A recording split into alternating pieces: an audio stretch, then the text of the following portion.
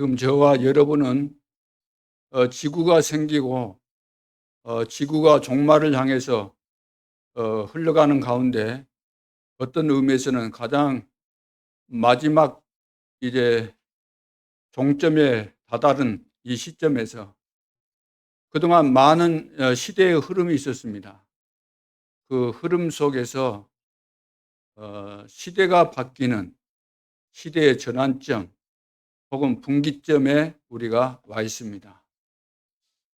그런 의미에서 우리는 중요한 시점에 있고, 또 하나님께서 하시는 중요한 일에 우리 자신들이 바르게 이해하고 하나님께서 원하시는 그 일에 우리 인생을 담는 그런 축복의 시간표가 되어야 되겠습니다. 오늘 우리의 신앙 발판이라는 제목으로 서론에서는 시대의 문제를 보는 눈, 우리는 이 시대를 피해갈 수 없죠. 시대 속에 살기 때문에. 그런데 많은 사람들이 시대 속에 살면서도 그 시대의 의미를 모르고 하나님이 주신 이 시대가 어떤 시대인지 여기에 맞는 준비와 여기에 쓰임받는 이런 하나님의 자녀 또 주의 백성들이 되어져야 되겠습니다. 그렇다면 시대의 문제를 보는 눈, 첫째, 시대의 재앙을 우리가 알아야 됩니다. 우리가 살고 있는 지금 이 시대는 재앙이 심각한 그런 시대를 맞이했습니다. 비대면 시대죠. 비대면. 지금 많은 사람들이 뭐 신불신간에 그 상관없이 이구동성으로 말하는 것이 뭡니까? 코로나 이전 시대 그리고 코로나 이후 시대, 이렇게 시대를 구분하는 이것이 지금 다 여론화되어지고 다 그렇게 다 인식을 하고 있습니다. 자, 그래서 우리는 지금 비대면 시대를 맞이했습니다. 굉장히 시대가 급변하게 지금 바뀌고 있죠. 인간 말살 시대를 우리는 이제 맞이하게 된 것입니다. 4차 산업시대, 큰 혼란이 올 것을 우리는 미리 알고 대비해야 되겠죠. 지금 완전 디지털 시대입니다.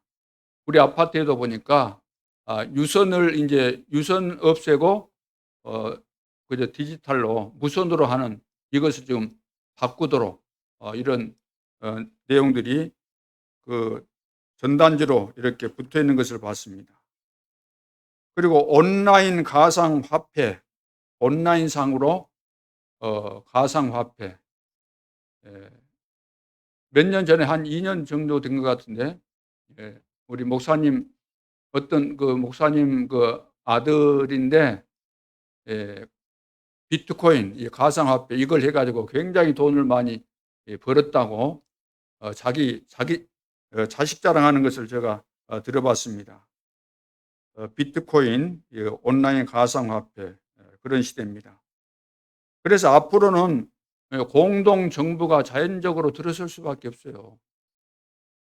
우리나라도 전부 봐보세요. 이제 온라인 상으로 전부 우리 개인마다 신상 다 파악되고 다 정보 다 입력되어 있기 때문에 다 통제하는 겁니다. 여러분 휴대폰 가지고 있으면은 계속해서 문자 들어오잖아요.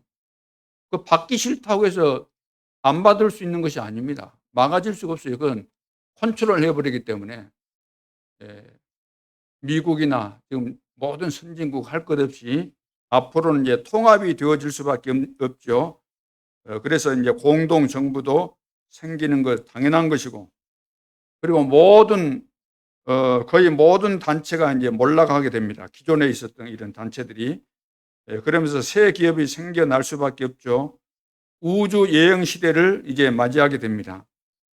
그리고 빈부격차가 심하다 정도가 아니고 극심한 심각한 이런 상태를 맞이하게 되죠. 그래서 그 결과로 상상치 못할 심각한 영적인 문제가 온 지구상에 충만할 수밖에 없죠. 자, 이런 시대를 우리가 맞이했습니다. 자, 이 시대를 우리가 읽지 못하고 알지 못하고 옛날처럼 우리가 똑같은 생각을 가지고 산다고 한다면 이 시대에 맞는 갱신을 해야 되고 준비도 해야 되고 그래야 되는데 이건 무시하고 옛날에 내가 좋았던 때 그 시절만 생각하고 그동안 괜찮았던 그것만 생각하고 갱신 안 하면은 다 도태됩니다. 도태가 아시죠? 이 시대에 안 맞으면은 부적절하고 안 맞으면 다 없애버리는 거죠. 없애버리니까 다 직장에서도 필요 없는 사람 다 퇴출시키잖아요. 강제로 이렇게 이제 다 시키는 겁니다. 어쩔 수 없어요. 이 시대에 맞는 준비, 이 시대를 내다보면서 이 재앙을 우리는 막아야 되기 때문에 이런 부분들을 잘 알아야 되는 거죠. 그래서 시대를 보는 이 눈이 열려져야 됩니다. 열심히 살아서 될 일이 아니잖아요. 그렇죠? 훌륭하다고 해서 되는 것이 아니고 진정한 훌륭함, 정말로 똑똑하다는 의미가 뭐겠습니까? 그 시대를 빨리빨리 보고 그 문제에 대해서 대처하고 또 그것을 막을 수 있는 사람이 똑똑한 것이지. 자, 두 번째는 되는 교회가 있고 안 되는 교회가 있습니다. 물론 과거에도 그런 것이 있었지만 요즘은 그 정도가 아니고 완전히 문 닫는 그런 상황들이 오게 되는 거죠. 계속해서. 그래서 되는 교회, 지금 이때도 되는 교회가 있고 안 되는 교회가 지금 심각하게 구분이 되죠. 그럼 안 되는 교회는 왜 안 될까요? 틀린 것 붙잡아서 안 되는 거죠. 괜히 안 되는 거 아니고 심심해서 안 되는 거 아니고 안 됐으면 좋겠다 그래서 안 되는 것이 아니고 하나님은 되어지도록 교회를 세웠는데 왜 안 될까요? 뭔가 하나님하고 안 맞아서 지금 하나님께서 안 되도록 하신 거잖아요. 틀린 거 잡아서 안 되는 거죠. 내 마음에 든 것만 붙잡아서 성도들이 내 마음에 든 것만 딱 붙잡아요. 말씀을 들어도 내 입맛에 맞는 것만 딱 붙잡고 하나님의 말씀을 다 들어야 될 거 아닙니까? 우리 어릴 때 그 자녀들 이제 가르치면서 시골에서 제가 이제 뭐 학교 다닐 때도 선생님도 그렇게 가르쳤고 부모들은 다 아는 상식이니까 자녀들 그 밥 먹을 때 식사할 때 편식하라 그래요? 골고루 먹으라 그래요? 다 배웠잖아요. 골고루 먹어야 된다.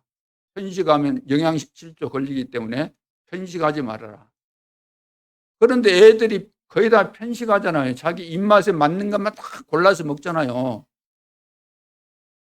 부모가 주는 대로 골고루 먹으면은 그 애는 그래도 좀 그 성품상 괜찮은 애인데 고집센 애들 있잖아요.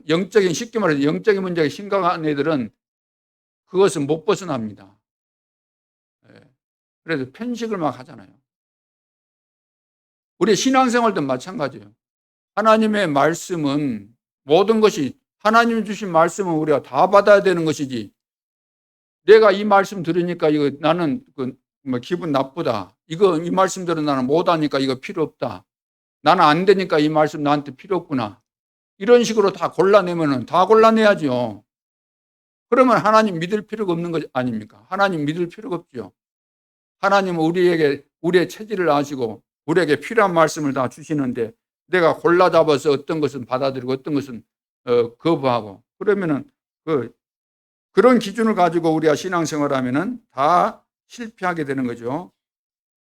그래서 내 고집, 내 수준, 내 기준, 내 표준대로 신앙생활해서 그런 교인들이 다 무너지고 그런 교인들이 모이는 교회가 무너지니까 안 되는 교회가 되는 거죠.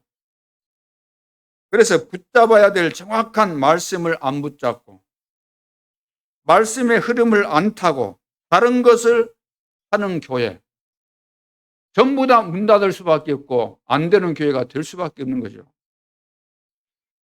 불신자들은 아예 여기에 딱 빠져 있기 때문에 불신자는 사단에게 잡혀 있기 때문에 자기 고집대로 자기 입맛대로 자기 기준대로 자기 표준대로 자기 철학대로 사상대로 사는 거 당연하잖아요. 여기에 빠져 있으니까 잡혀 있으니까.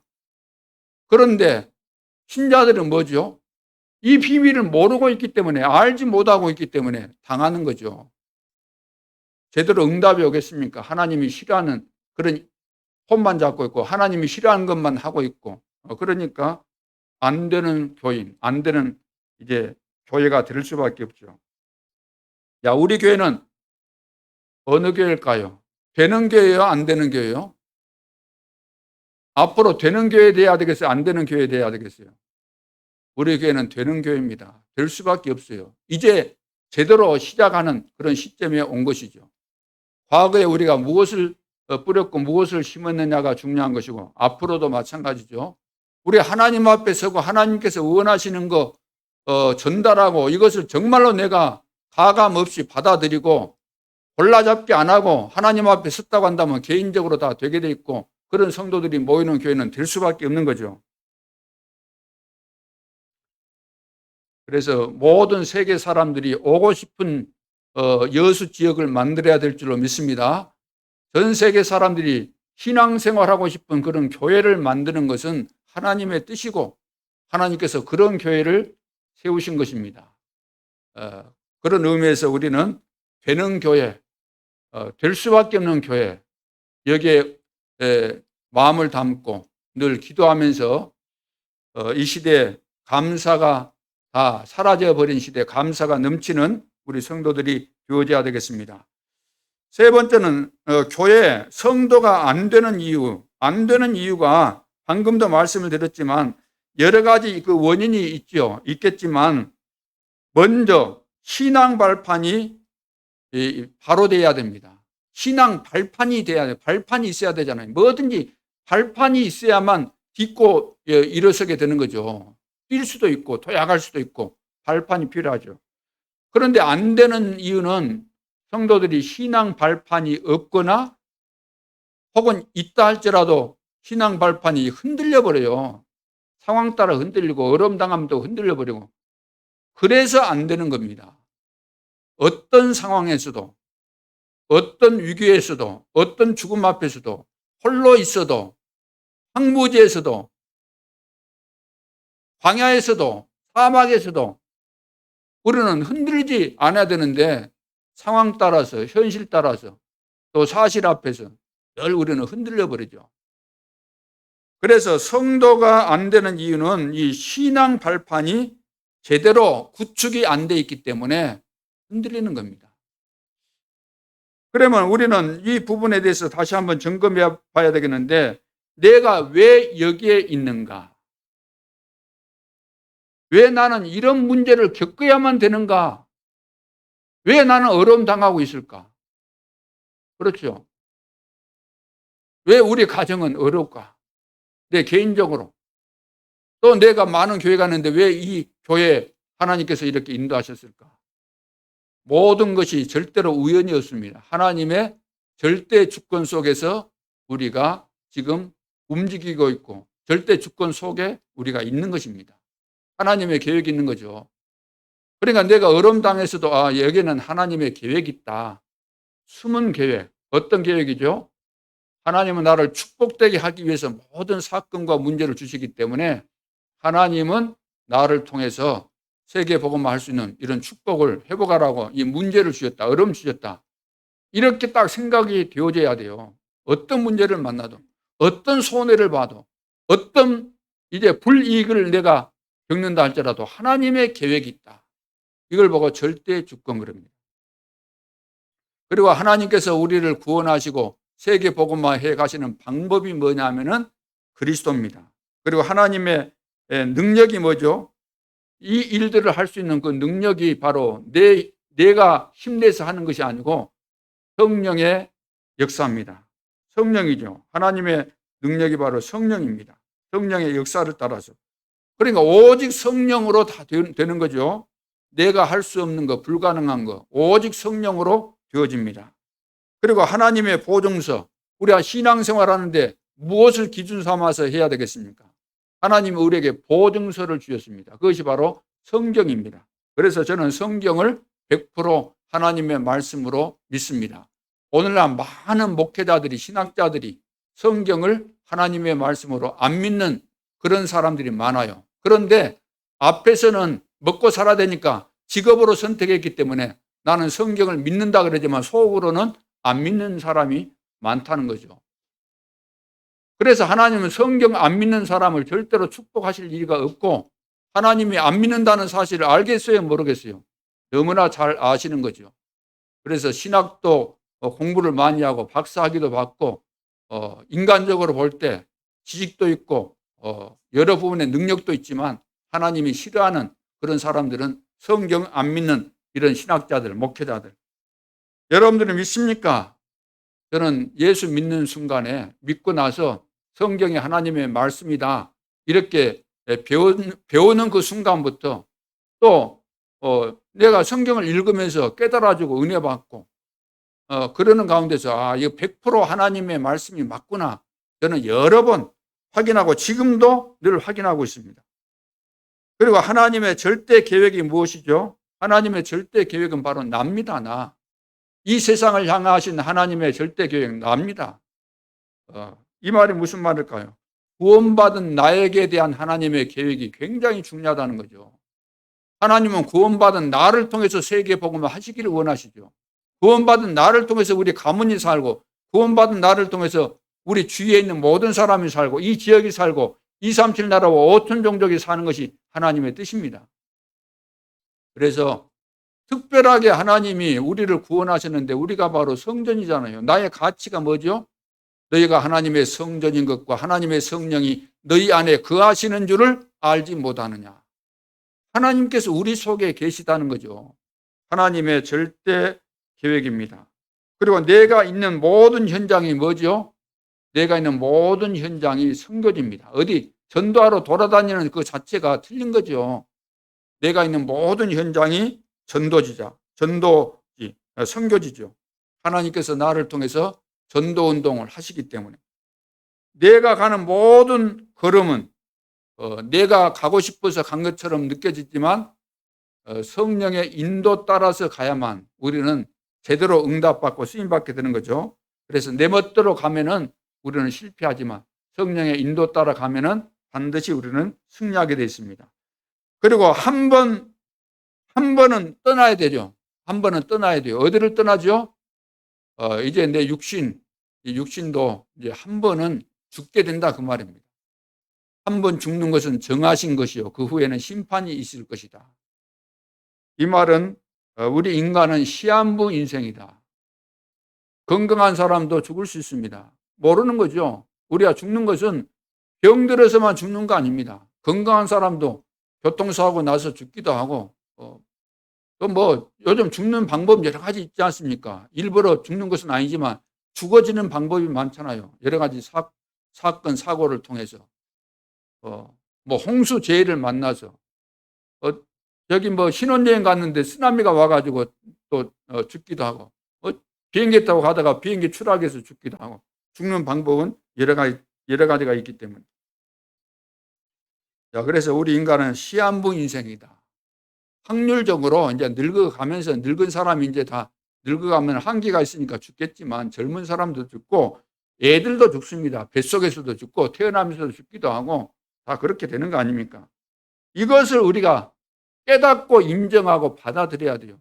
이것은 바꿀 수 있는 것이 아닙니다. 70억 인구가 이거 없다, 이거 하지 말자. 만장일치로 가결해도 이것은 바뀌어져요, 안 바뀌어져요? 절대로 바뀌어질 수 없는 불변의 진리이기 때문에. 그리고 내가 이 땅에 살지만 이 땅에서 내가 물론 뭐 배경도 있고 그러겠죠. 뭐 대통령이다 그러면 대통령의 배경, 뭐 내가 재벌이다 그러면 돈 많이 모아놓은 거 이것이 뭐 배경도 될 수 있겠고, 내가 뭐 스펙 쌓은 것이 배경도 될 수 있겠지만 그런 배경 말고 그건 일시적인 것이니까. 우리가 이 땅에 살면서 진정한 배경이 뭐죠? 이 땅에 살지만 우리는 배경이 다 있는 거죠. 하나님을 믿는 사람은 하나님이 배경이고 하나님 안 믿는 사람은 마귀가 배경이니까 그 배경 따라서 도움이 오는데 마귀는 우리를 멸망시키는 존재이기 때문에 마귀 자녀들은 그 배경이 멸망받을 수밖에 없어요. 하나님의 자녀는 하나님이 배경이니까 우리를 축복하시기 위해서 하나님의 자녀로 삼으셨지 않습니까? 그래서 천국과 지옥은 반드시 있다는 거. 있는 정도가 아니고 천국 가기 전에 우리는 천국 배경을 누리다가 죽어서 천국 가는 겁니다. 죽어서 우리는 구원받는다 그 차원이 아니고 이 땅에서 구원받고 축복을 누리다가 영원한 천국에 우리는 가게 되는 거죠. 그렇다고 한다면 하나님의 말씀을 붙잡고 복음 전하는 것이 이 땅에서 가장 중요한 일이 되는 것입니다. 그래서 하나님은 전도자의 중요성을 계속해서 말씀하고 있고 전도자를 돕는 자를 하나님이 가장 기뻐하십니다. 그래서 냉수 한 그릇이라도 전도자에게 이렇게 대접하는 자는 상을 잃지 않겠다. 상을 주겠다 그 말이에요. 그래서 전도자의 상급입니다. 자, 이런 부분에 대해서 우리가 이해를 제대로 안 하고 이 부분에 대해서 10가지 이 중요한 부분에 대해서 우리가 제대로 안 믿고 안 깨달아지니까 발판이 흔들리는 거예요. 상황 따라서. 이것을 확실하게 믿게 되면 어떤 상황이 와도 우리는 아무 상관이 없는 거예요. 우리는 축복을 받게 돼 있는 겁니다. 왜? 어떤 어려움도 힘든 부분도 절망 같은 상황도 실패도 다 과정에 불과한 것이고 그 속에는 하나님의 깊은 축복의 계획이 들어있기 때문에 전혀 우리는 염려할 것도 없고 두려워할 것도 하나도 없는 것입니다. 그런데 이 부분에 대해서 흔들리니까 어떻게 되겠어요? 안 될 수밖에 없죠. 이런 성도들이 모이니까 그런 교회는 반드시 문 닫는 시간표가 오는 겁니다. 그 시간표가 빠르기도 하고 늦기도 하기 때문에 반드시 온다는 거죠. 오늘 우리는 정신병, 간질병, 재앙, 저주 왜 오는가? 열심히 한다고 하지만 왜 이런 것이 올까요? 어떤 사람은 나는 양심적으로 살았는데 바르게 살았는데 나는 큰 죄를 진 적도 없는데 왜 이런 일이 내 개인에게 우리 가정에 오는가? 이런 질문들을 할 수 있습니다. 왜 그럴까요? 늘 딴짓해서 하나님이 다 주셨는데 모르고 주신 것도 못 찾고 못 누리고 있으니까 딴짓하고 있으니까 딴짓하고 있다가 당한 거요. 걸려든 거요.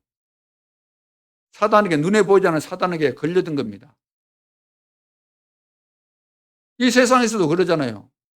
애들이 멋모르고 막 돌아다니다가 깡패들 만나고 소매치기 당하고 그러잖아요. 멋모르고 막 돌아다니다가 오만 대 때만 대 쏟아니면서 당하잖아요. 자, 시대의 문제 지금 재앙입니다. 재앙. 이거 잘 보고 우리는 대처해야 되죠. 단순히 대처가 아니고 시대의 재앙을 우리는 막아야 되는 것입니다. 자, 그래서 시대의 문제를 보는 눈 열려져야 되겠고 오늘 본론에서는 시대의 답을 보는 눈이 있어야 되죠. 문제만 보고 여기에 대한 답을 줄 수 없으면 안 되는 것이니까. 그래서 성경은 여기에 대한 답을 분명히 주고 있다는 거죠. 그래서 바른 언약을 우리는 잡아야 됩니다. 어디에서 바른 언약을 잡아야 될까요? 성경에서. 그래서 첫째, 성경에만 답을 제시합니다. 자, 첫째, 이 땅의 문제는 무슨 문제일까요? 이 땅의 문제는 영적 문제입니다. 지금 사단이 자꾸 우리를 멸망시킬 그 목적을 가지고 계속해서 우리를 속이면서 멸망 구렁텅으로 우리를 몰고 가고 있는 거죠. 지금도.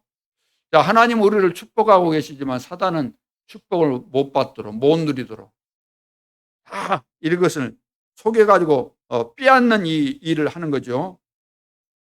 그래서 창세기 3장에 보면은 우리 인간이 정말로 실패할 수밖에 없는 영원한 저주 속에 떨어지는 그 사건이 발생했는데 거기에 사건에서 그 사건을 통해서 우리 인간이 하나님을 떠나게 된 거죠. 하나님으로부터 이제 추방당하게 됩니다. 에덴 동산에서 추방당하게 되잖아요. 우리 인간은 하나님을 절대로 떠나서는 안 되는데 축복의 땅 에덴에서 살도록 하셨는데 추방당할 수밖에 없도록. 왜? 죄를 범하고 불신앙의 죄를 범하고 어떻게? 사단에게 속아가지고. 이것이 바로 영적인 문제입니다. 우리 인간은 영적인 문제 여기에 걸려가지고 모든 축복을 다 잃어버리게 된 거죠. 이 사실을 성경에서만 지금 밝히고 있습니다. 그래서 사단의 역사를 과학적으로 성경적으로 사실적으로 우리가 규명해야 되는 거죠. 눈에 보이지 않지만 지금 실제로 존재하고 있고 지금 실제로 역사하고 있는 사단의 이 존재와 사단의 전략과 사단이 하는 이 짓들을 우리가 제대로 이해 못하면은 신앙생활 절대로 안 되는 겁니다. 신앙생활을 많은 사람들이 내가 교회 다니면서 하나님 믿으면서 열심히 바르게 착하게 하면은 신앙생활 잘한 것으로 생각하지만 천만의 말씀입니다. 그거 아닙니다. 이 말은 바르게 살면 안 된다. 열심히 살아라. 살지 말아라. 그 말이 아니에요. 영적인 세계, 영적인 문제를 모르면은 신앙생활 그 자체가 안 되는 겁니다. 성경은 전부 다 지금 영적인 세계를 이야기하고 있는 거예요.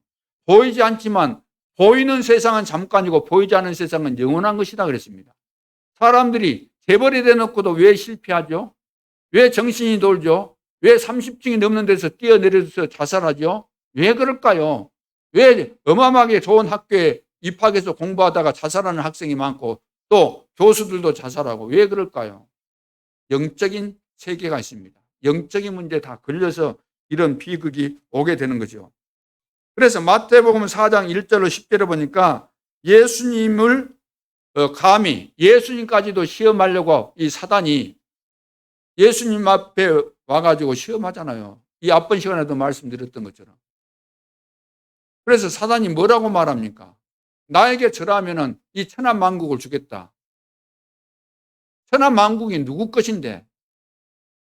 이 사단이 이렇게 얼토당토 않는 말도 안 되는 이야기를 하면서 사람을 미혹하고 있다는 거죠. 그리고 예수님까지도 이렇게 미혹할 정도로. 그러니까 나 정도는 사단이 공격 못하겠지라고 생각하는 사람이 있다고 한다면 그건 어마어마한 착각을 하고 있는 겁니다. 사단의 공격 대상이 아닌 사람은 이 땅에 있어요, 없어요? 한 사람도 없습니다. 중요한 사람일수록 타겟트가 되어 있기 때문에 그래서 중요한 사람일수록 교회 안에서 중직자, 무거울 중자를 쓴 거잖아요. 중직자들은 그래서 늘 깨어서 기도해야 되고 올바른 언약을 듣고 정리를 하고 편집하고 다 해야 된다는 거죠.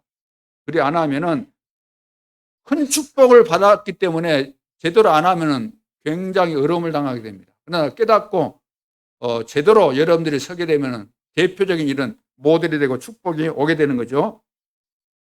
베드로전서 5장 7절 8절에도 보니까 이 사단이 눈에 보이지 않지만 우는 사자처럼 삼킬 자를 찾아다닌다는 거예요. 우는 사자처럼. 사단은 불신자 찾아다니는 거 아니에요. 불신자는 이미 장악됐어요. 너희는 너희 아비 마귀에게 속했다. 마귀에게 장악되어 있기 때문에 그것은 불신자는 가만 놔둬도 거기에 끌려다니게 돼 있어요. 근데 문제는 지금 하나님을 믿는다는 하나님의 자녀를 향해서 사단이 이것을 하고 있다는 거예요. 우는 사자처럼 삼킬 자. 우는 사자 아시죠? 배가 고파서 먹이 지금 안 먹으면 죽을 상황이라 지금 으르렁대고 있는 이 사자, 우는 사자처럼 삼킬 자를 찾고 있다. 두루 다니면서. 그러니까 성도들 개인마다 두루 다니면서 신방하고 있는 거예요. 신방을. 사단은 이렇게 두루두루 다니면서 빈틈없이 신방을 하고 다니는데 우리는 신방을 안 하잖아요. 신방을 두루두루. 내 구역 식구들 두루두루 챙기지도 않고 내 교사들 내가 맡은 학생들 몇 명도 안 되는데 두루두루 신방도 안 하고 내 구역도 신방 안 하고 다락방도 안 하고 지교회도 안 하고 그러니까 이 24시 사단에게 공격을 받을 수밖에 없는 거죠. 그 결과로 응답이 안 오는 겁니다. 왜 늘 말은 안 하고 있지만 응답받지는 못하고 있으니까 늘 가만히 있는 거예요. 가만히 있으니까 저 사람은 지금 응답 받았는가 못 받았는가 다 모르잖아요. 모르긴 모르죠. 그러나 영적인 눈을 뜨고 보면은 다 알게 되는 겁니다. 이분이 지금 응답을 못 받고 있구나. 능력이 전혀 없구나. 무능하구나. 무기력하구나. 당했구나. 할 수 있는 것이 없구나. 기도조차도 못하구나. 지금 말씀 운동을 지속해서 못하고 있구나. 그럴 힘이 없구나. 당했구나. 요한계시록 12장 1절로 9절에 보니까 이 타락한 천사 이제 찬양하다로 시켰는데 찬양하고 그러니까 굉장히 또 막 우러러보고 높여주고 그러니까 주변에서 교만해져 가지고 쫓겨난 거예요. 이 땅으로. 이것이 바로 온 천하를 꾀는 자다. 온 천하를. 그래서 이 사단은 우리 인간을 멸망시키는 그 일을 하는 존재입니다. 에베소서 4장 23절에서 30절에도 보니까 신자에게 역사하는 거예요. 신자에게 틈을 노린다 그랬잖아요. 틈을 노린다. 빈틈. 우리가 방심할 때, 게으를 때, 기도 안 할 때, 말씀에 집중 못할 때. 오늘 예배 드리면서도 말씀에 집중 못하는 사람 많습니다. 어떤 분은 굉장히 딱 앞을 쳐다보면서 집중하는 것 같은데 포럼 시켜보면 딱 알 수 있어요. 아, 이 사람이 전혀 말씀을 듣지 못하고 있구나. 그래서 어떤 사람 보면 예배 시간에 별 생각을 다 합니다. 아, 잡스러운 생각하지. 별 생각을 다 해요. 마가복음 5장 1절로 10절. 그러다가 어느 날 정신 문제 오는 겁니다. 딱 잡혀버려요. 사단에게 딱 잡혀버립니다. 사단이 딱 장악하게 되면 이제 자기 의지가 의지로서 자기를 컨트롤할 수가 없어요. 딱 잡혀버리니까. 통제 불가능. 정신병원에 가둬야 돼요. 쇠고랑 태워야 돼요. 약을 먹여가지고 마비시켜야 돼요. 그래 안 하면은 통제가 안 되니까. 그래서 옛날에 보니까 막 무덤 있는 데다가 쇠고랑 채워가지고 집에서 같이 살 수 없으니까 무덤에다가 쇠고랑 채워가지고 거기다 놔둔다고 말이에요. 이스라엘 나라에도 보니까. 성경에 나와 있잖아요. 사단의 역사, 성경적으로 바르게 알아야 됩니다. 분명히 성경에서는 사단에 대해서 말씀하고 있는데 사단 이야기를 안 하고 있는 거예요. 지금 교회가. 왜? 사단을 바르게 이해를 못했으니까. 영적인 세계를 바르게 이해를 못했으니까. 바르게 배우지 못했고 체험을 못했고 성경적으로 바르게 모르니까 말 못하는 거 아닙니까? 그러니까 늘 그 사이드만 도는 거죠. 올여름에 수박 한 번인가 먹었는데 수박은 알맹이를 먹어야 될 거 아닙니까? 빨갛게 익어 있는 속에는 알맹이를 먹어야 될 텐데 수박 껍데기 보고 아 이거 무늬가 좋네.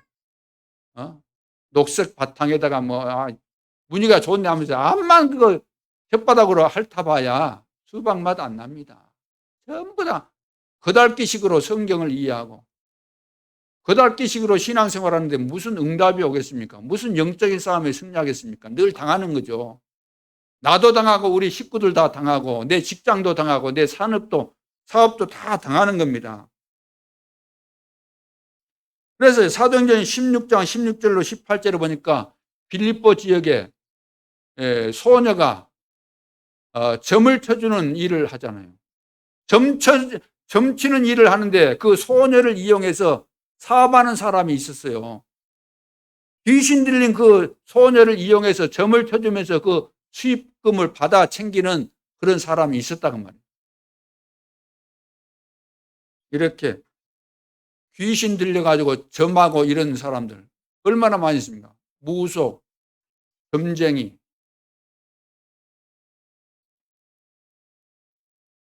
그래서 지금 우상 문제로 지금 멸망하고 있잖아요. 이 세상이 우상 문제로.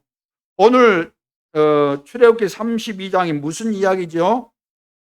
오늘 출애굽기 32장이 다른 이야기 하는 거 아닙니다. 지금 모세는 하나님께서 올라오라고 했기 때문에 호렙산에 지금 올라갔어요. 하나님께서 10계명을 주시기 위해서 이제 올라오라고 해서 갔는데 그때까지 이제 백성들은 기다려야 되잖아요. 기다려야 되는데 그 며칠 됐는지는 모르겠지만 그것을 못 기다려 가지고 조급증에 걸려 가지고 우리가 기다리는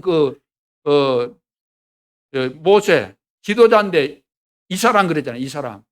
응? 모세는 안 나타나고 그러니까 아론을 시켜 가지고 아론을 붙이게 가지고 우상 만드는 그 짓을 지금 하고 있잖아요. 그래서 사단이 가장 좋아하는 것이 뭘까요? 사단이 가장 좋아하는 것이 바로 우상숭배입니다. 우상숭배. 이것이 바로 인간을 멸망시키는 방법입니다.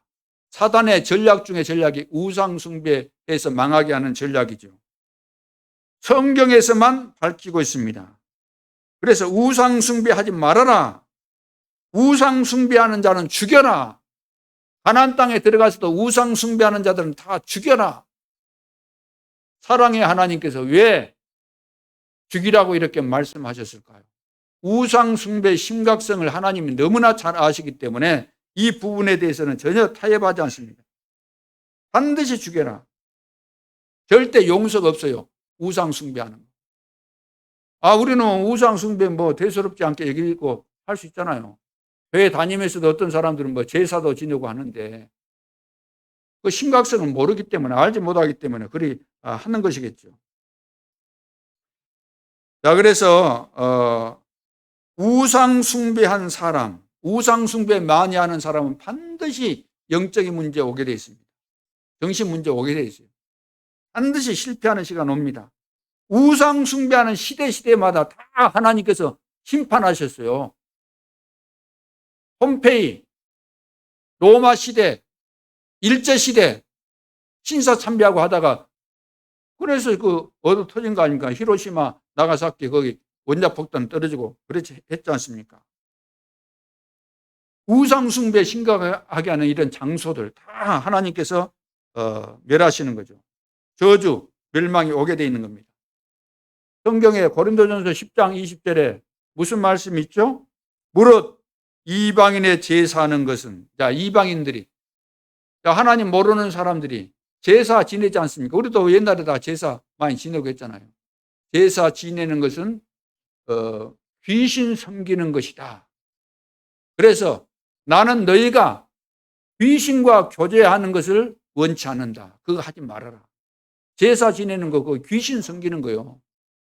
그러니까 제사 지내면서 식구들끼리 제사 지내면서 싸우고 별짓 다 하고 귀신이 충만한 시간이니까 제사 지낼 때 그런 것을 영적으로 모르기 때문에 그것을 하고 있는 거죠. 불신자는 물론 당연히 그래 해야 되겠지만 신자들도 이런 부분에 대해서 정확하게 이해가 안 되니까 그것을 하는 거죠. 예수 믿는 순간에 우리는 다 해방받은 거예요. 죄와 사망의 벌에서 해방받았어요. 제사 지내면 죽은 영혼이 옵니까? 죽은 우리 부모가 옵니까?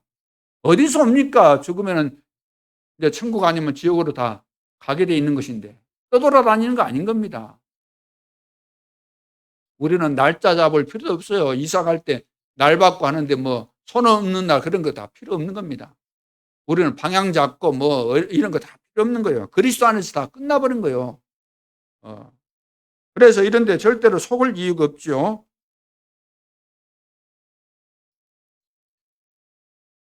자, 그래서 우리는 이 영적인 세계 하나님께서 이렇게 문을 열어주시고 또 이런 비밀들을 우리가 가르쳐 주시고 또 그래서 이런 부분들을 알고 우리가 인도를 잘 받으면은 우리는 어떤 상황에서도 승리하게 되는 거죠. 그래서 영적으로 분별력이 있다는 말은 이런 부분에 대해서 잘 이해를 하고 또 여러분들이 몇 번만 체험해도 금방 이해가 됩니다. 내 인생을 뒤돌아보면 이랬었구나, 이런 것이었구나, 다 정리가 되는 거예요. 복음이 깨달아지면은 과거에 내가 실패했던 거, 살아왔던 거, 우리 가문의 문제, 가문의 그 영적인 문제 있잖아요. 어떤 가문은 아플 때 예를 들어서 위암으로 돌아가셨다 그러면 전부 다 또 그 병 가지고 있잖아요. 또 자살하는 집은 또 자살을 막 이어지잖아요. 계속해서. 그 전부 다 가문의 저주입니다. 자, 이런 것들을 우리가 금방 알게 되는 거예요. 복음을 알게 되면. 자, 그러면은 두 번째 최초의 제사장. 최초의 제사장이 누구죠? 아론이잖아요. 아론.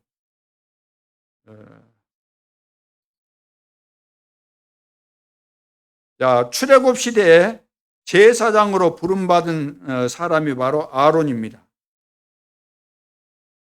굉장히 중요한 사람이죠. 내가 누구인지 딱 제대로 알아야 되는데 어설프게 안 결과 오늘 이제 성경 본문에 나오는데 어설프게 알게 되면은 사단이 공격하면 금방 당해버립니다. 아무리 중요한 직분을 받았어도 중직이라는 이 직분을 받았어도 내가 누구인지 나에 대한 정체성, 내가 해야 될 일, 나에게 주어진 사명이 뭔지 모르면은 축복을 어마어마하게 받아놓고도 한순간에 당해버린다는 거죠. 오늘 본문에 봐보세요. 1절 백성이 그래서 백성이 이스라엘 백성을 말하죠. 모세가 산에서 내려옴이 더딤을 보고 이제 호렙산에 지금 있지 않습니까? 하나님이 불러서 모여 백성이 아론에게, 이제 백성들이 모여가지고 백성이 아론에게 이르러 말하되 일어나라. 너 제사장 아니냐? 일어나라. 자, 우리를 위하여 우리를 인도할 신을 만들라. 말도 안 되는 소리를 하잖아요. 너 일어나. 당신이 일어나서 우리를 위해서 지금 우리를 인도할 신을 만들어라. 신은 우리가 만든 신이 어디 있습니까? 실제로 살아계신 하나님이신데. 그분이 이스라엘 백성들을 출애굽 불가능해서, 절대 불가능해서 출애굽시켜서 인도하고 계시는데도 불구하고 이런 말을 한다는 거죠. 우리를 위하여 우리를 인도할 신을 만들라. 이 모세 그랬잖아. 이 모세. 자기들을 인도한 그 지도자인데 이 모세. 그러니까 은혜 못 받은 사람은 이 교회가 왜 이래? 이거든. 이 교회예요. 주님의 교회고 우리 교회고 그러지. 이 교회가 왜 이래? 말투가 또 그러잖아요. 이 모세 곧 우리를 애굽 땅에서 인도하여 낸 사람은 그랬잖아요. 물론 사람이죠. 모세가 이 인간아 이 말이죠. 이 사람아. 자기들 지도자인데도 불구하고 이런 명칭을 쓰고 있는 거죠. 어찌 되었는지 알지 못함이니라. 뭐 죽었는지 살았는지 모르겠다. 우리가 하나님이 불려서 갔는지 모르지만 죽었는지 살았는지 모르겠다. 하나님이 또 뭐 안 보내줄는지 어떻게 알겠느냐. 뭐 이런 생각을 했는지 모르지만 전혀 이거 하나님 앞에 서지 않는 백성들의 이 영적인 상태, 이 태도와 자세를 봐보십시오. 하나님의 축복을 받겠습니까? 못 받겠습니까? 이제 아론이 그들에게 이르되 너희의 아내와 자녀의 귀에서 금고리를 빼어 4개로 가져오라. 그러면은 아론이 이것은 잘못된 것이다. 절대로 이래서는 안 된다라고 말했어야 되는데 말 한마디 못하고 바로 그러잖아요. 너희 그 여자들과 아이들에게 그 귀고리 여기 했던 거 금고리 그거 다 가져와라. 3절 모든 백성이 그 귀에서 금고리를 빼어 아론에게 가져가매 아론이 그들의 손에서 금고리를 받아 부어서 조각칼로 새겨 송아지 형상을 만드니 전부 다 불에 녹여가지고 이제 조각을 해서 금송아지 형상을 만든 거죠. 그들이 말하되 만든 다음에 그들이 말하되 이스라엘아 이는 너희를 애굽 땅에서 인도하여 낸 너희의 신이로다 하는지라. 하나님 앞에 벌 받아야 되겠어요? 안 받아야 되겠어요? 이거 죽도록 패도 이거 시원찮아요. 아론이 보고 그 앞에 제단을 쌓고 이에 아론이 공포하여 이르되 내일은 여호와의 절일이니라 하니 이튿날에 그들이 일찍이 일어나 번제를 드리며 화목제를 드리고 백성이 앉아서 먹고 마시며 일어나서 뛰놀더라. 우상 숭배하는 그것을 애굽에서 배워가지고 그대로 하고 있는 겁니다. 그대로. 하나님을 제대로 섬기는 것이 아니고 오늘날 하나님을 섬긴다고 하지만 하나님이 누구신지 또 내가 누구인지 영적인 세계 사단이 언제 역사하는지 사단이 어떻게 우리를 멸망시키는지 이런 부분에 대해서 정리가 안 되고 이해를 못하기 때문에 나름대로는 어떤 사람은 양심적이고 또 착한 사람들 대부분 또 착한 사람들이 교회에 나오지 않습니까? 물론 뭐 완전히 실패해가지고 소망이 없어서 나온 이상한 사람들도 많이 있을 수 있겠지만 그런데도 나름대로 뭐 누가 그 교회 뭐 취미로 오는 사람이 어디 있겠어요? 교회를 취미로 시간이 남아 돌아가니까 취미로 온다? 그런 사람은 없잖아요. 그런데도 불구하고 나름대로 양심을 가지고 열심을 가지고 최선을 다해서 내 인생 성공을 위해서 뭐 하나님 앞에 섰다. 하나님을 나 잘 섬겨야 되겠다. 그런 마음을 가지고 왔지만 이 비밀을 제대로 이해하지 못한 것 때문에 다 이래서 세계 교회가 다 병들고 무너지는 이런 결과들이 일어났고 지금도 일어나고 있고 앞으로는 더 심각해진다는 거죠. 자, 그래서 사단의 지배 아래 지배를 받아가지고 지금 우상을 만들게 된 거죠. 영적인 눈 열리지 않으면은, 그래서 절대로 우리는 우상 숭배하고는 어떻게 민족과 세계 237 나라 5천 종족 어떻게 살리겠습니까? 영적인 눈이 안 열려졌는데. 이런 부분에 대해서 내가 이해가 안 되고 정리가 안 됐고 그 어떤 사람을 만나도 답을 줄 수 있는 이런 준비가 안 됐는데 어떻게 237 나라와 5천 종족을 살리겠냐 그 말이에요. 오늘 영적인 눈이 새롭게 열려질 수 있기를 주님의 이름으로 축원합니다. 이 복음 깨달으면 깨닫는 순간에 성령으로 내가 예수님 영접한 것이 사실이라면 내가 영접한 그 예수님이 어떤 분인가를 내가 알아가면 갈수록 영적인 이런 눈이 열려지게 되는 겁니다. 그래서 시대를 보는 눈, 사람 보는 눈, 사건을 보는 눈, 미래를 내다보는 눈, 과거까지도 다 이렇게 답이 다 나오게 되는 거죠. 다 발판이 되어지고. 그래서 예수 그리스도를 보낸 이유가 다른 데 있는 것이 아닙니다. 다른데 이 문제를 해결하라고 우리 힘으로는 해결 방법이 없기 때문에 이 세상에는 이 우상 문제, 사단이 역사하는 문제를 해결할 수 없기 때문에 그래서 하나님이 절대로 오실 이유가 없는데도 불구하고 인간의 몸을 입고 이 땅에 오신 겁니다. 우리가 지령이 되라 그러면 기분 좋은 사람 어디 있겠어요? 너 지령이 되라. 네 강아지 되라 그래도 기분 나쁠 거 아닙니까?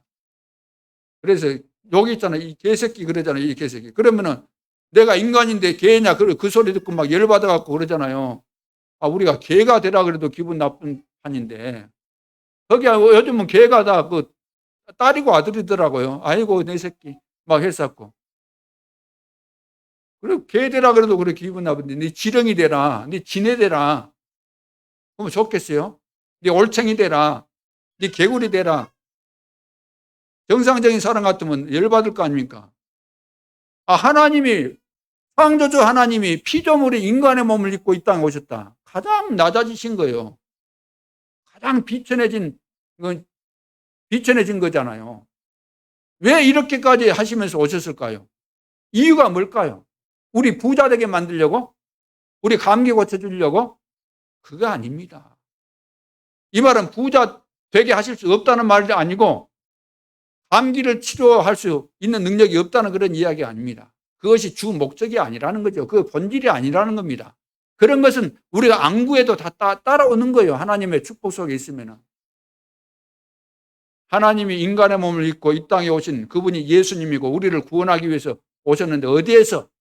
이 사단의 속임수에 걸려있는 여기에서 우리를 해방시키기 위해서 멸망 가운데 있는 우리를 구원하기 위해서 요한복음 3장 16절 이 땅에 독생자로 오셨지 않습니까? 그래서 세상 죄를 지고 가는 하나님의 어린 양을 봐라. 요한복음 1장 29절. 예수님은 우리 죄를 짊어지기 위해서 우리 죄 문제를 해결하기 위해서 그래서 십자가상에서 다 이루었다. 이 문제를 해결하신 것입니다. 다른 목적이 아니에요.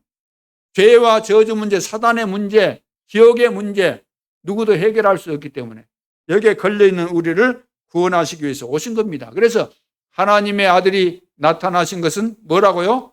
마귀의 일을 멸하기 위함이다. 마귀의 일을 멸하기 위해서 이 땅에 오셨다는 겁니다.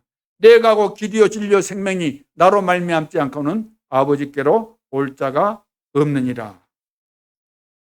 그래서 최초의 제사장 아론까지도 이렇게 정리가 안 되다 보니까 당해버린 거예요. 사단이 백성들을 부추겨 가지고 우상숭배한 그 체질 그런 걸 이용해 가지고 분위기 여론 이렇게 만들어 가고 사단이 배후에서 만들어 가지고 한순간에 뒤집어 엎어버리잖아요.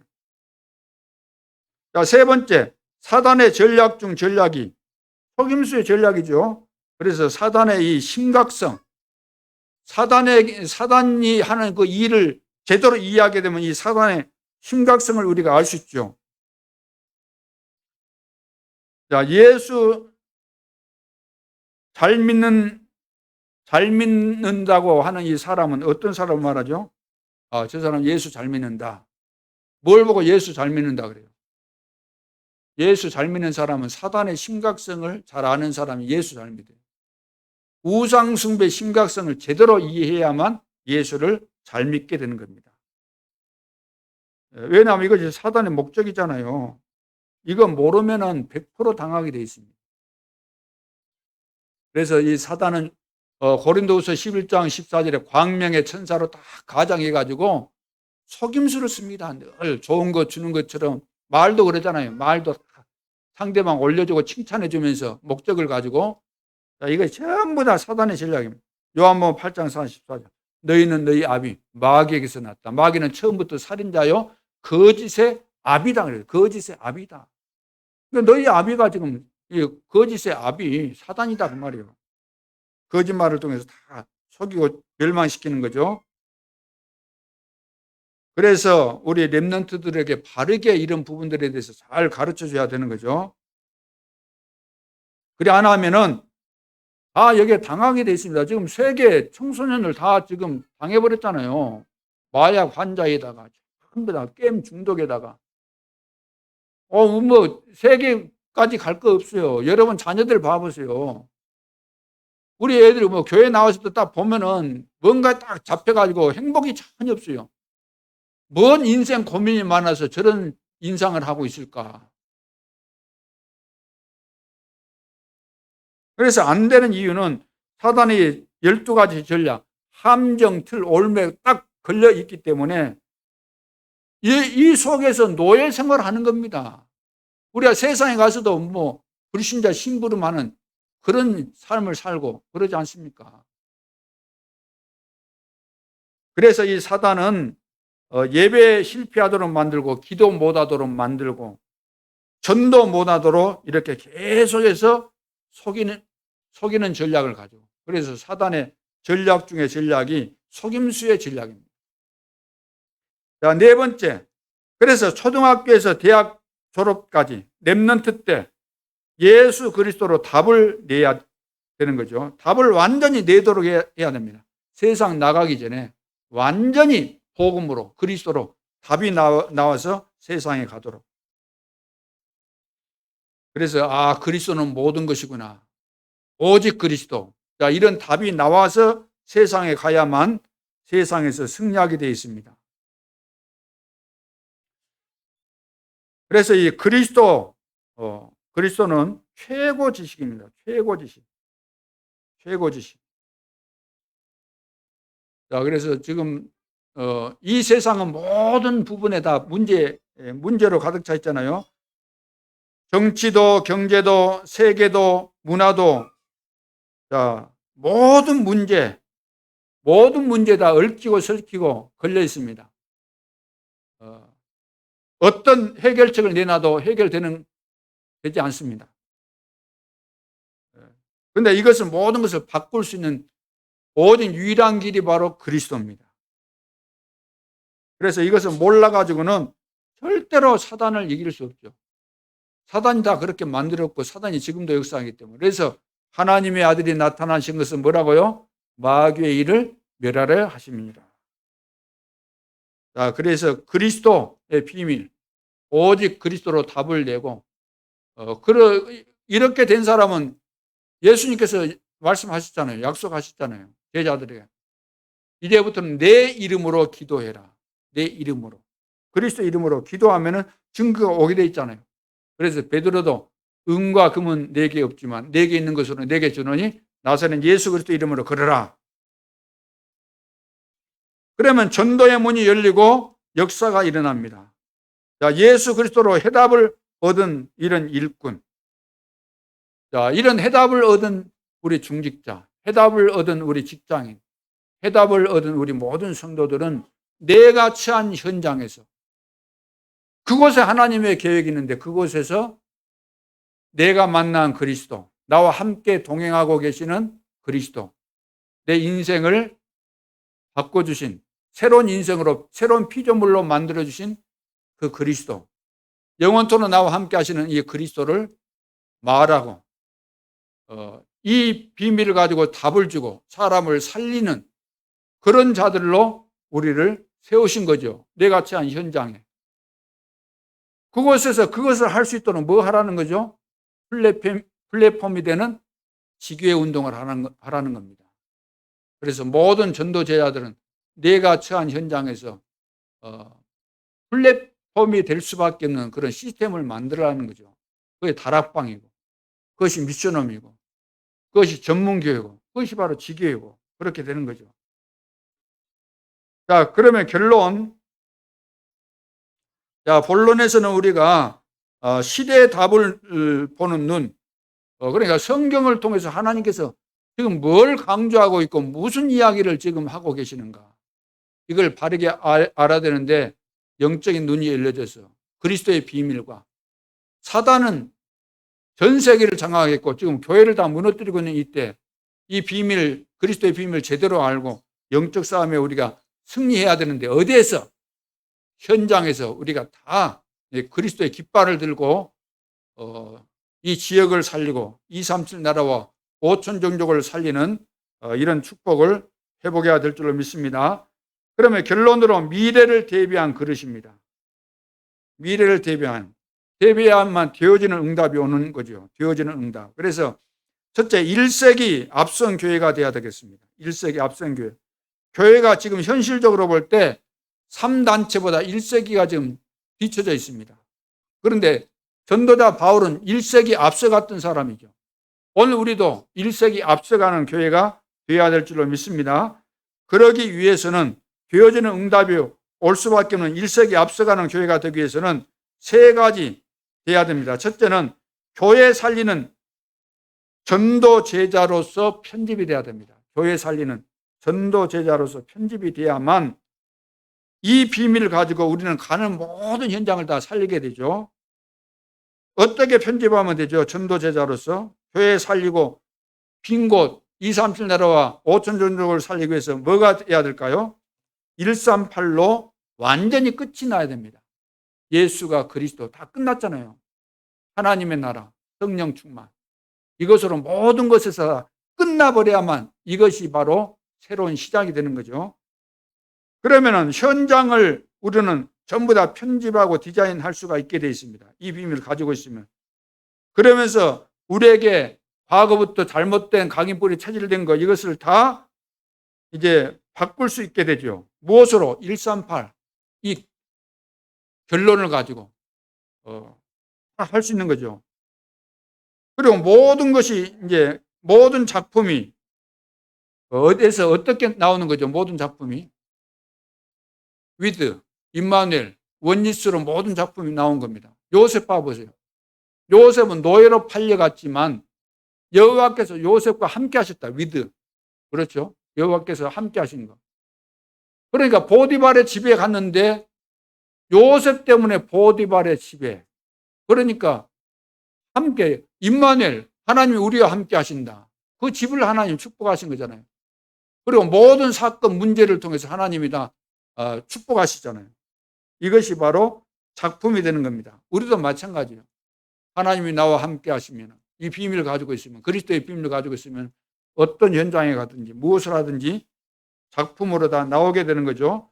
그러면서 237 나라에 빛을 비치는 것이 하나님의 뜻이고, 그래서 보호자의 축복을 하나님이 주셨고 시공간을 초월하는 이런 축복을 주셨기 때문에 이 비밀을 가지고 우리는 237 나라를 향해서 가는 겁니다. 이것이 바로 전도죠.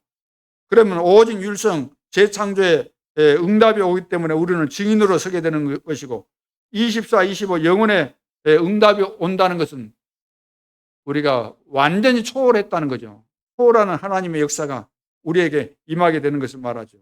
그래서 우리는 전 세계를 향해서 이제 영적인 파수꾼, 영적인 의사, 삼중직 대사로, 이것이 바로 나의 정체성에 비춰볼 때 이것이 바로 나의 직업입니다. 주업입니다. 주업. 내가 지금 주업으로 생각하고 있는 내 직장과 산업, 이것이 부업이고, 내 진짜 주업은 내가 전도자 아닙니까? 전도자. 내 주업은 파수꾼이에요. 파수꾼. 의사예요. 영적 의사. 삼중직 대사가 바로 나의 주업입니다. 그래서 237 나라 다 병들었기 때문에 치유하고 서밋으로 세우는 거, 이거 바로 선교죠. 그래서 우리는 all in, all out, all change하는 이런 역사를 이루는 시대의 전도자들인 것입니다. 그래서 1세기를 앞서가는 교회 되기 위해서는 교회 살리는 전도자로서 우리가 편집이 딱 돼야 되고, 두 번째는 현장 살리는 전도제자로 설계가 딱 돼야 됩니다. 전도제자로. 이것이 바로 7대 여정, 이 응답으로 우리는 설계를 하는 거죠. 하나님께서 이루어 가실 것이니까 여기에 맞는 설계를 딱 하면 되는 것이고, 세 번째는 후대 살리는 전도제자로 디자인이 딱 돼야 됩니다. 이런 내용들은 메시지 나와 있는 거 여러분들이 다 참고를 하시고, 그래서 1세기 앞서가는 우리 교회다. 두 번째, 그릇을 준비해야 된다. 왜? 앞서가야 되니까.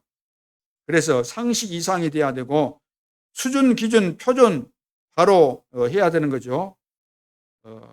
너무 수준 이하가 되면 안 되지 않습니까? 그래서 이런 부분들을 준비하고, 특별히 우리는 중심이 중요하죠. 중심. 축이 흔들리면 안 되는 것처럼 중심. 대부분 다 사람 중심합니다. 결국 이제 나 중심으로 가잖아요. 그것은 반드시 큰 손해가 오게 되어 있습니다. 그래서 순서를 본다면 하나님 중심을 가져야 돼요. 늘 하나님 중심. 그러면서 그 다음에는 다른 사람 중심. 그리고 마지막에 나 중심. 이렇게 가야만 되는 거죠.